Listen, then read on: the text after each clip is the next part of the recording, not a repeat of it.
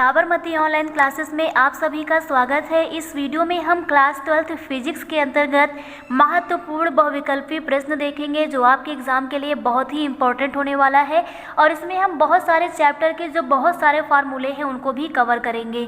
तो first question से start करते हैं। फर्स्ट क्वेश्चन है हमारा वैद्युत क्षेत्र का मात्रक है। तो यहाँ पर 4 ऑप्शन दिए गए हैं, इसमें हमें बताना है कि वैद्युत क्षेत्र का मात्रक क्या है। यह प्रश्न ऐसे भी पूछ सकता है कि वैद्युत क्षेत्र की तीव्रता का मात्रक क्या है। तो चाहे हमसे वैद्युत क्षेत्र पूछे या वैद्युत क्षेत्र की तीव्रता का मात्रक पूछे तो इस प्रकार से हम मात्रक निकालना सीखेंगे। तो इसमें हमें 4 ऑप्शन दिए गए हैं। इस प्रकार से हमारे इन 4 ऑप्शन के लिए यहाँ पर 2 प्रश्न बन जाएंगे। फर्स्ट ऑप्शन दिया गया है न्यूटन प्रति मीटर, सेकंड है कूलाम प्रति न्यूटन, थर्ड है न्यूटन प्रति कूलाम और फोर्थ है जूल प्रति न्यूटन। तो यहाँ पर हम लोग क्या करेंगे, वैद्युत क्षेत्र मीन्स जो वैद्युत क्षेत्र की तीव्रता होती है उसे हम लोग ई से प्रदर्शित करते हैं। वैद्युत क्षेत्र की तीव्रता को हम लोग किससे प्रदर्शित करते हैं, ई से। और ई बराबर होता है किसके, F/Q के। मीन्स वैद्युत क्षेत्र की जो तीव्रता होती है वो बराबर होती है बल बटे आवेश के। किसके बराबर होती है, बल बटे आवेश के। तो यहाँ पर हम लोग ये फार्मूला याद करेंगे कि ई बराबर होता है F/Q0, जहाँ पर ई क्या है, वैद्युत क्षेत्र की तीव्रता, F क्या है, बल है और जो Q0 है हमारा ये आवेश है। तो इस प्रकार से यहाँ पर हमें पता चल जाएगा ये बल है, ये क्या है, बल है और जो Q0 है ये हमारा आवेश है। तो इस प्रकार से हम वैद्युत क्षेत्र की तीव्रता का मात्रक लिखेंगे। ये बराबर हो जाएगा बल का मात्रक, किसका मात्रक, बल का मात्रक बटे आवेश का मात्रक। तो बल का मात्रक क्या होता है, न्यूटन होता है। बल का मात्रक हो जाएगा न्यूटन और प्रति यहाँ पर आवेश का मात्रक होता है कूलाम। आवेश का मात्रक क्या होता है, कूलाम। तो इस प्रकार से आ जाएगा न्यूटन प्रति कूलाम। क्या आ जाएगा, न्यूटन प्रति कूलाम। तो यहाँ पर हमारा ऑप्शन नंबर सी करेक्ट हो जाएगा। कौन सा ऑप्शन करेक्ट हो जाएगा, ऑप्शन नंबर सी हमारा करेक्ट हो जाएगा। इसमें दिया गया है न्यूटन प्रति कूलाम। यहाँ पर हम लोग कुछ और मात्रक भी देख लेते हैं कि वैद्युत क्षेत्र की तीव्रता के और मात्रक क्या हो सकते हैं। तो यहाँ पर हम या करके लिखेंगे। अब जो हमारा न्यूटन होता है ना, न्यूटन ये बराबर होता है जूल प्रति मीटर के। किसके, जूल प्रति मीटर के। तो यहाँ पर हम लोग रख सकते हैं ना न्यूटन की जगह पर जूल प्रति मीटर और बटे में क्या हो जाएगा, बटे में यहाँ पर हो जाएगा कूलाम। तो इस प्रकार से आ जाएगा हमारा जूल प्रति मीटर कूलाम, क्योंकि ये मीटर इसके साथ में आ जाएगा तो या करके लिख देंगे, ये हो जाएगा जूल प्रति मीटर कूलाम। तो इस प्रकार से ये भी हमारे वैद्युत क्षेत्र की तीव्रता के मात्रक हो जाएंगे। कौन कौन से, पहला मात्रक हमारा हो जाएगा न्यूटन प्रति कूलाम। कौन सा, न्यूटन प्रति कूलाम। सेकंड मात्रक हमारा हो जाएगा जूल प्रति मीटर कूलाम, जूल प्रति मीटर कूलाम। तो आपको ये भी मात्रक याद हो गया होगा। यहाँ से आप ये भी याद कर लीजिएगा कि जो न्यूटन होता है बराबर होता है जूल प्रति मीटर के। तो आप लोगों को फर्स्ट क्वेश्चन का आंसर क्लियर हो गया होगा कि इसका हमारा ऑप्शन नंबर सी करेक्ट हो जाएगा, न्यूटन प्रति कूलाम। नेक्स्ट हम लोग सेकेंड क्वेश्चन की ओर बढ़ते हैं। तो सेकेंड क्वेश्चन में कहा गया है वैद्युत फ्लक्स का मात्रक है। किसका मात्रक पूछा गया है, वैद्युत फ्लक्स का। तो यहाँ पर हमसे पूछा गया है कि वैद्युत फ्लक्स का मात्रक क्या है। तो सबसे पहले हम लोग वैद्युत फ्लक्स का फार्मूला लिख देते हैं कि जो हमारा वैद्युत फ्लक्स होता है ना वो क्या होता है, वैद्युत फ्लक्स हमारा होता है फाई ई। और फाई ई किसके बराबर होता है, तो फाई ई बराबर होता है EDA कॉस थीटा। ये आप लोगों ने फार्मूला पढ़ा होगा, फाई ई बराबर होता है EDA कॉस थीटा के। तो यहाँ से हम लोग इसका मात्रक निकालेंगे कि जो हमारा वैद्युत फ्लक्स है इसका मात्रक क्या हो जाएगा। तो वैद्युत फ्लक्स का मात्रक हो जाएगा यहाँ पर ई का मात्रक मीन्स वैद्युत क्षेत्र की तीव्रता का मात्रक, और यहाँ पर ए जो होता है क्षेत्रफल होता है, क्षेत्रफल का मात्रक मीटर स्क्वायर रखा जाएगा। तो इस प्रकार से हमारा मात्रक देखते हैं क्या आ जाएगा। तो यहाँ पर सबसे पहले ई का मात्रक क्या होता है, न्यूटन प्रति कूलाम। ई का मात्रक तो हम लोग देख ही चुके हैं। तो यहाँ पर ई का मात्रक क्या हो जाएगा, न्यूटन प्रति कूलाम। तो यहाँ पर हम लोग लिखेंगे न्यूटन प्रति कूलाम। ई का मात्रक क्या लिख दिया, न्यूटन प्रति कूलाम। और इसमें मल्टीप्लाई करना है किससे, क्षेत्रफल के मात्रक का। क्षेत्रफल का मात्रक मीटर स्क्वायर, तो यहाँ पर हो जाएगा मीटर स्क्वायर। तो ये पूरा जो मात्रक आएगा ये किसका मात्रक हो जाएगा, वैद्युत फ्लक्स का। तो वैद्युत फ्लक्स का मात्रक बराबर किसका मात्रक, वैद्युत क्षेत्र की तीव्रता का और एरिया का, क्षेत्रफल का मात्रक। तो वैद्युत क्षेत्र की तीव्रता का मात्रक क्या होगा, न्यूटन प्रति कूलाम। और क्षेत्रफल का मीटर स्क्वायर। तो कंप्लीट जो हमारा आ जाएगा मात्रक किसका, वैद्युत फ्लक्स का, वो हो जाएगा न्यूटन मीटर स्क्वायर प्रति कूलाम। तो यहाँ पर हमारा ऑप्शन नंबर सी, इसमें भी हमारा ऑप्शन नंबर सी करेक्ट हो जाएगा, न्यूटन मीटर स्क्वायर प्रति कूलाम। तो सेकेंड क्वेश्चन का हमारा आंसर नंबर 2 करेक्ट हो जाएगा। इसके बाद नेक्स्ट हम लोग थर्ड क्वेश्चन देखते हैं। एक इलेक्ट्रॉन वोल्ट ऊर्जा का मान है। एक इलेक्ट्रॉन वोल्ट में कितनी ऊर्जा होती है? आप लोग जानते होंगे इलेक्ट्रॉन वोल्ट जो होता है ऊर्जा की सबसे छोटी इकाई होती है। तो एक इलेक्ट्रॉन वोल्ट में कितनी ऊर्जा होती है? तो वो कितनी होती है, 1.6 × 10⁻⁻19 जूल होती है। यह डाटा आपको याद होना चाहिए कि 1.6 × 10⁻⁻19 जूल होती है ऊर्जा एक इलेक्ट्रॉन वोल्ट में। मीन्स 1 इलेक्ट्रॉन वोल्ट बराबर होता है 1.6 × 10⁻⁻19 जूल के। नेक्स्ट हम लोग क्वेश्चन नंबर 4 देखते हैं। क्वेश्चन नंबर 4 है हमारा, समांतर क्रम में जुड़े 10 ओम के 2 प्रतिरोध हैं और इनका हमें तुल्य प्रतिरोध ज्ञात करना है। तो यहाँ पर हम लोग प्रतिरोध के बारे में जान लेते हैं कि प्रतिरोध को हम लोग R से प्रदर्शित करते हैं। प्रतिरोध को किससे प्रदर्शित करते हैं? प्रतिरोध को हम लोग R से डिनोट करते हैं। तो हमें तुल्य प्रतिरोध मीन्स हमें कुल प्रतिरोध ज्ञात करना है। अब यहाँ पर प्रतिरोधों का संयोजन 2 प्रकार से होता है, एक होता है श्रेणी क्रम संयोजन और दूसरा होता है समांतर क्रम संयोजन। यहाँ पर कौन सा क्रम है? समांतर क्रम संयोजन। तो यहाँ पर हमें 2 फार्मूले याद रखने हैं। प्रतिरोधों के 2 सूत्र होते हैं, एक होता है श्रेणी क्रम के लिए और एक होता है समांतर क्रम के लिए। श्रेणी क्रम के लिए सूत्र क्या होता है? श्रेणी क्रम का तो आसान है कि जो तुल्य प्रतिरोध R होगा, जितने भी प्रतिरोध होंगे बस उनको जोड़ दीजिए। 2 हैं तो R1 + R2, 3 है तो R1 + R2 + R3 हो जाएगा। तो ये हमारा श्रेणी क्रम होता है। ये कौन सा क्रम होता है? श्रेणी क्रम संयोजन में प्रतिरोध को इस प्रकार से जोड़ते हैं। लेकिन अगर बात करें समांतर क्रम संयोजन में तो यहाँ पर तुल्य प्रतिरोध का सूत्र होता है 1/R बराबर 1/R1 + 1/R2। यहाँ पर R1, R2, R3, R4 उतने रखेंगे जितने हमारे पास प्रतिरोध हों। हमारे पास कितने प्रतिरोध जुड़े हुए हैं? 10 ओम के 2 प्रतिरोध। तो हम केवल R1 और R2 लेंगे, मीन्स 2 प्रतिरोध लेंगे और उनका मान कितना है? 10 ओम। प्रतिरोध का मात्रक क्या होता है? ओम होता है। तो इस फार्मूले में रख करके हम R का मान निकालेंगे। तो यहाँ से हो जाएगा हमारा 1/R बराबर 1/R1, मीन्स दोनों प्रतिरोध का मान 10 है तो R1 भी 10 है और प्लस 1/R2, R2 भी कितना है? 10 है। तो यहाँ से हर बराबर है तो 10 को एक बार लिख देंगे और ऊपर 1 + 1 मिलकर 2 हो जाएगा। ये हमारा 1/R का मान है। अब यहाँ पर हम लोग करते क्या है, इसको डिवाइड कर लेते हैं। तो ये हो जाएगा 2 एकम 2, 2 पंचे 10, तो 1/5 आ जाएगा। लेकिन 1/5 क्या आया है? 1/R। 1/R का मान 1/5 है तो R का मान, तो इसकी डाटा को हम लोग पलट देते हैं। तो R का मान कितना हो जाएगा? 5 हो जाएगा, 5 ओम, क्योंकि प्रतिरोध का मात्रक क्या होता है? ओम होता है। तो इस प्रकार से हमारा जो ऑप्शन नंबर डी है ये करेक्ट हो जाएगा 5 ओम। तो 10 ओम के 2 प्रतिरोधों को अगर हम समांतर क्रम में जोड़ेंगे तो कितना आ जाएगा? 5 ओम आ जाएगा। यहीं पर अगर इसे श्रेणी क्रम में जोड़ने को कहता है तो हम ये फार्मूला लगाते, R1 की जगह पर 10 रखते, R2 की जगह पर भी 10 रखते, R3 तो इसमें था ही नहीं, तो 10 + 10 मिलके 20 ओम आंसर तब होता। कब? जब इसको हम किस में जोड़ते? श्रेणी क्रम में। लेकिन यहाँ समांतर क्रम में पूछा गया था तो ऑप्शन नंबर डी हमारा करेक्ट हो जाएगा। नेक्स्ट क्वेश्चन नंबर हम लोग 5 देखते हैं। लेंज के विद्युत चुंबकीय प्रेरण के नियमानुसार इनमें से क्या सत्य है, हमें ये बताना है। तो यहाँ पर इसका जो हमारा ऑप्शन करेक्ट हो जाएगा वो हो जाएगा कि जो लेंज का नियम है ना वो ऊर्जा संरक्षण पर आधारित है। मीन्स ऊर्जा संरक्षण का नियम इसमें चलता है।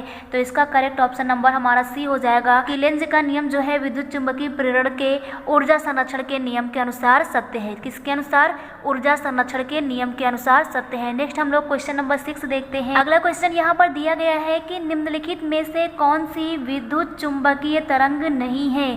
तो यहाँ पर हमारा गामा किरणें विद्युत चुंबकीय तरंग हैं, एक्स किरणें विद्युत चुंबकीय तरंग हैं, अवृत्त किरणें विद्युत चुंबकीय तरंग हैं। लेकिन जो यहाँ पर ऑप्शन दिया गया है अल्फा किरणें, अल्फा किरणें हमारी विद्युत चुंबकीय तरंगे नहीं हैं। अल्फा किरणें हमारी विद्युत चुंबकीय जो तरंगे हैं ये नहीं हैं। फिर अल्फा किरणें क्या है? ये हीलियम नाभिक के गतिमान आवेशित कण हैं। तो यहाँ पर हमारा करेक्ट ऑप्शन हो जाएगा ए कि जो अल्फा किरणें हैं ये विद्युत चुंबकीय तरंगे नहीं हैं। अब विद्युत चुंबकीय तरंगों के बारे में यहाँ पर हम और जानकारी ले लेते हैं कि जो यहाँ पर ये विद्युत चुंबकीय तरंगे होती हैं कुछ इस प्रकार से होती हैं।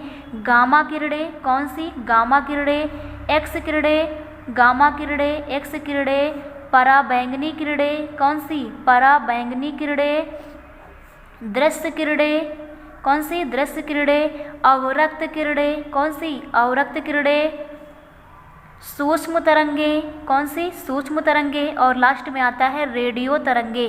तो इस प्रकार से आपको इनका क्रम याद रखना है, गामा, एक्स, परा, दृश्य, अव, सूक्ष्म, रेडियो, इसको आप क्रम से याद कर सकते हैं। ये हमारा क्रम किसका है? तो ये गामा किरणों की आवृत्ति सबसे ज़्यादा होती है, गामा किरणों की आवृत्ति सबसे ज़्यादा, उससे कम एक्स किरण की, उससे कम पराबैंगनी की। तो मीन्स अगर इसको हम बात करें तो आवृत्ति के घटते क्रम में है, आवृत्ति के किस क्रम में है? घटते क्रम में है। लेकिन आवृत्ति का अपोजिट तरंग दैर्ध्य के बढ़ते क्रम में ये हम क्रम लिखे हैं। तरंग दैर्ध्य के किस क्रम में है? बढ़ते क्रम में। अगर आपसे पूछा जाए कि सबसे ज़्यादा तरंग दैर्ध्य किसकी होती है, तो सबसे ज़्यादा तरंग दैर्ध्य होती है रेडियो तरंगे की। किसकी होती है? रेडियो की। और सबसे कम तरंग दैर्ध्य किसकी होती है? गामा किरणों की। लेकिन अगर सबसे ज़्यादा आवृत्ति पूछी जाए तो गामा किरणों की, सबसे कम आवृत्ति रेडियो तरंगे की। तो आपको ये क्रम याद रखना है। इस प्रकार से आप इसे याद कर सकते हैं, गामा एक्स परादृश्य, गामा एक्स परादृश्य अव सूक्ष्म रेडियो, गामा एक्स परादृश्य अव सूक्ष्म रेडियो। इससे आपको आसानी से याद हो जाएगा कि किस विद्युत चुम्बकीय तरंग के लिए तरंग दैर्ध्य सबसे ज़्यादा होती है, किसके लिए सबसे कम होती है, किस विद्युत चुम्बकीय तरंग के लिए आवृत्ति सबसे अधिक होती है और किसके लिए आवृत्ति सबसे कम होती है। इसके बाद नेक्स्ट क्वेश्चन हम लोग देखते हैं, गोलीय दर्पण की फोकस दूरी तथा वक्रता त्रिज्या में क्या संबंध है। तो यहाँ पर हमें याद रखना है, गोलीय दर्पण से प्रश्न है ये। तो दर्पण मुख्यतः हमारे दो प्रकार के होते हैं, उत्तल दर्पण और अवतल दर्पण। गोलीय दर्पण मुख्यतः दो प्रकार के होते हैं, कौन कौन से? उत्तल दर्पण और अवतल दर्पण। तो यहाँ पर आपको याद रखना है उत्तल दर्पण, और दूसरा कौन सा होता है? अवतल दर्पण होता है। तो इस प्रकार से आपको याद हो जाएंगे। इसके बाद यहाँ पर हमसे पूछा जाता है, ये दर्पण है तो दर्पण का एक सूत्र होता है, मीन्स वस्तु की दूरी जो u होती है, प्रतिबिंब की दूरी v होती है, फोकस दूरी f होती है। तो इसमें क्या संबंध होता है, मीन्स दर्पण सूत्र क्या है? तो दर्पण का सूत्र होता है 1/f बराबर 1/u प्लस 1/v, 1/f बराबर 1/u प्लस 1/v। यहाँ पर प्लस रहता है, और याद रखिएगा 1/f बराबर होता है 1/u प्लस 1/v के। तो ये हमारा दर्पण का सूत्र होता है। इसके साथ ही आप ये भी याद रखिएगा, जिस प्रकार से दर्पण दो प्रकार के होते हैं, उत्तल दर्पण, अवतल दर्पण, इसी प्रकार से लेंस भी दो प्रकार के होते हैं। क्या चीज़? लेंस।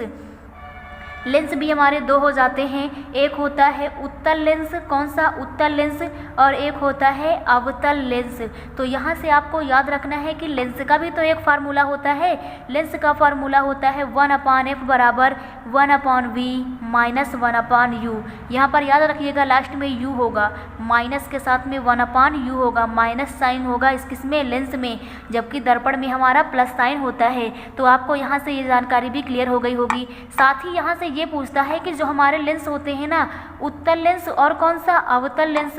तो उत्तल लेंस और अवतल लेंस का उपयोग पूछा जाता है मानोनेत्र में, कि निकट दृष्टि दोष के लिए हम किसका प्रयोग करते हैं? तो निकट दृष्टि दोष के लिए, निकट दृष्टि दोष के लिए हम लोग यूज़ करते हैं अवतल लेंस। और जो दूर दृष्टि दोष होता है, कौन सा? दूर दृष्टि दोष। तो दूर दृष्टि दोष के लिए हम लोग उत्तल लेंस याद करते हैं। इसे आप ऐसे भी याद कर सकते हैं अवनी से। किससे? अवनी। अव का मतलब अवतल लेंस का यूज़ करना है, नी का मतलब निकट में। याद रखिएगा दृष्टि दोष में लेंस यूज करते हैं, दर्पण नहीं, लेंस यूज करते हैं।